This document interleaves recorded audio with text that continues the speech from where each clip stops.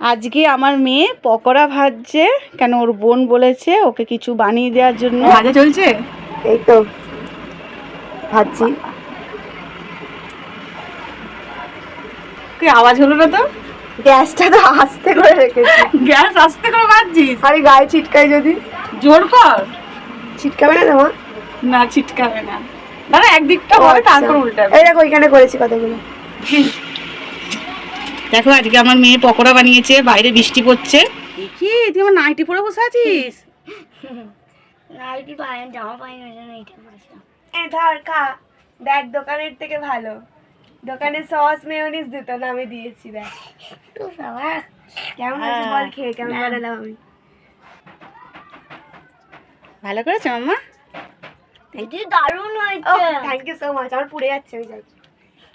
ওকে, তো এখন আমরা খাই। তোমাদের টাটা, বাই বাই।